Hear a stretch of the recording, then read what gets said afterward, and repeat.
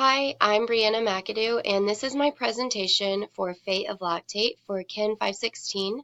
So this is our Cap 2 assignment.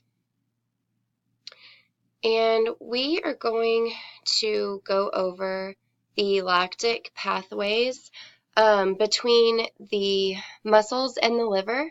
And so this diagram here kind of shows um, a quick diagram of that. And so in the muscle, you go from glucose to lactate, and then once it gets to the liver, it's from lactate to glucose for additional energy. And this can also be called the lactic acid cycle or the Cori cycle. So real quick, before we get into details, the Cori cycle is a metabolic process where lactate in the muscles is converted into, it goes to the liver and is converted to glucose and then goes back to the muscles for additional energy, and it's metabolized in this process. So for most of our daily activities, our muscles combine with glucose and oxygen in a process called glycolysis. And since oxygen is present in this process, then it's an aerobic process. But sometimes during strenuous activity, the amount of oxygen intake is insufficient to meet the energy demands of our muscles during that strenuous activity. Okay, so when that happens, when you're in strenuous activity and the oxygen intake is not enough to meet the energy demands of your muscles, a process begins where glucose is broken down in an anaerobic process called fermentation. And what happens here is the pyruvate from the process of glycolysis that happened earlier is converted into lactate, and then the lactate goes into your bloodstream. The beginning of that process allows for energy to continue without oxygen, but that's only for about 1 to 3 minutes, and after the 1 to 3 minutes, lactate begins to accumulate, which leads to fatigue. And so I put a little side note down here from our text that blood lactate accumulates only when its disappearance by oxidation does not match its production.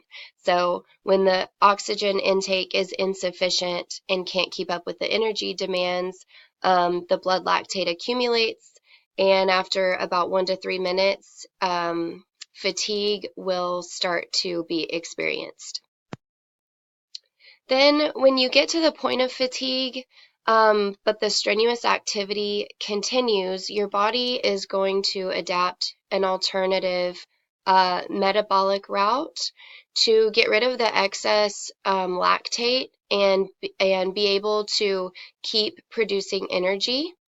And that is what leads to the Cori cycle. That's how the Cori cycle works, and we'll go into detail of that. Okay, so here's a diagram of the Cori cycle. So you can see here in this first step is you have glucose in the muscle, so you have energy, intensity of exercise increases, glucose converts to pyruvate and then to lactate, and this is where you have lactate accumulation and start to experience fatigue, but the strenuous activity continues. So then that lactate in the bloodstream goes to the liver, and something called gluconeogenesis happens where essentially it reverses that lactate buildup. So then your lactate converts to pyruvate and then back to glucose, and then the glucose goes back into the bloodstream and back to the muscles for additional energy.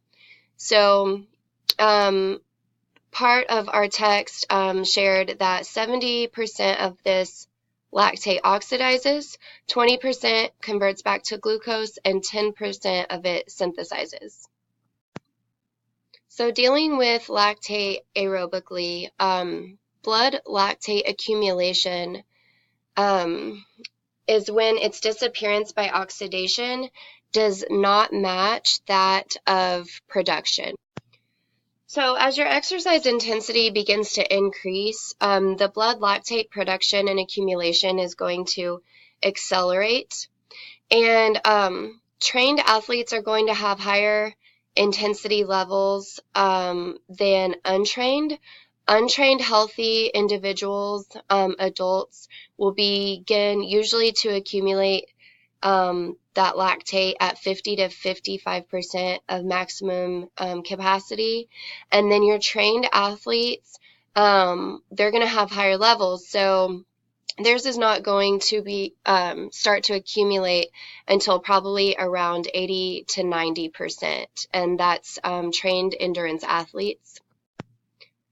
So there's a few reasons that this could be. So one, genetic endowment, and this is going to deal with their muscle fiber type and the blood flow within their muscles. And then training adaptations, because of their training and their endurance training, they're going to favor less blood lactate accumulation and then lactate turnover. Also, because of their training, they're going to have a more rapid rate of release of that lactate. So because of their training adaptations, they are going to be able to conserve more glycogen and then also enhance their cellular capacity to generate ATP. And so this is going to lead to inhibiting fatigue and also being able to extend the duration of their exercise. Discussing lactate regarding anaerobic exercise. So sprint power anaerobic training, these are short bouts of intense training, are going to lead to more increased high blood lactate levels. 20 to 30%, they're going to have 20 to 30% higher blood lactate levels than an untrained individual. And as discussed in the slide before this, they're going to have increased glycogen stores, which is going to lead to a greater contribution of energy. They're going to be able to generate more ATP. And then this chart shows here how as exercise intensity increases, there's a steady climb in the blood lactate. And so you can see the yellow line is going to be an untrained individual. And when they get to between light and moderate exercise, they hit that lactate threshold and it begins to climb. And for the trained individual with the red line, they are in between moderate and strenuous activity before they hit the threshold, and that lactate accumulation begins to rise. So as it increases, as their intensity increases, there's a climb in blood lactate. But once it gets to that certain intensity where it shows here the threshold, you can't use that lactate in the same manner anymore. So this associates with OBLA, which is ABLA, or onset of blood lactate accumulation. And this is going to be when the blood lactate concentration gets above 4.0 millimoles. And then that accumulation of lactate is going to lead to excess ventilation and body buffering, where it buffers the acid away. And that will be discussed in further slides.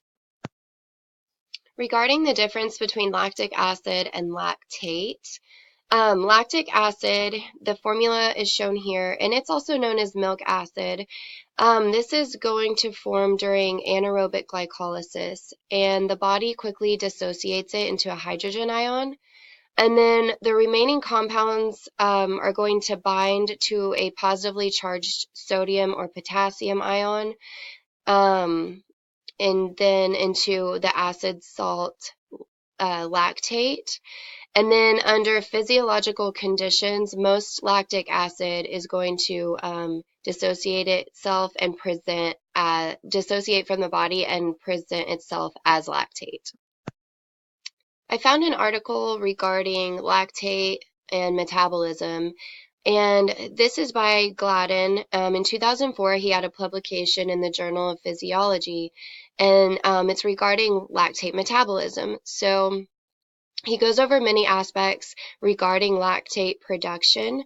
The main points that I want to hit on it are that he explains that lactate is an important transition in numerous different metabolic processes, and particularly a mobile fuel for aerobic metabolism. Overall, he suggests that lactate is a central player in cellular, regional, and whole body metabolism. So back to the buffering that I said we would go over later. As arterial pH declines and hydrogen ions accumulate, there's sort of a balancing act that happens where inspiratory activity increases, and this is to eliminate carbon dioxide and also to reduce carbonic acid. As exercise intensity increases and lactate begins to accumulate, we see an increase in carbon dioxide and hydrogen ion concentration, and this is going to provide for a ventilatory stimulus. As the ventilation begins to increase, this is going to, well, the ventilation increasing and lactate accumulating are going to happen at about the same point, and the lactate accumulation leads to excess ventilation because this is the body trying to buffer away that acid from glycolysis in order to meet the energy demands of the exercise. So buffering is chemical and physiological mechanisms in order to minimize changes that associate with hydrogen ion concentration. There are also mechanisms to regulate internal pH. So chemical buffers, and an example would be hyperventilation, and then pulmonary ventilation, and this is an example of a physiological buffer, and then also renal function, and this is the final stop in regulating acidity. Increased hydrogen ion concentration from carbon dioxide production and lactate formation during strenuous activity is going to lead to pH regulation in the body becoming progressively more difficult. Another effect of increased physical activity is that acid-base regulation is going to become more difficult during anaerobic exercise that elevates blood lactate values above or equal to 30 millimoles. Humans can temporarily tolerate disturbances in acid-base balance during maximal exercise, but when plasma pH is less than or equal to 7.0, they could experience headache, nausea, or dizziness. Finally, anaerobic exercise increases the demand for buffering and makes pH regulation progressively more difficult. And here are my references for the information that's in the presentation. Thank you.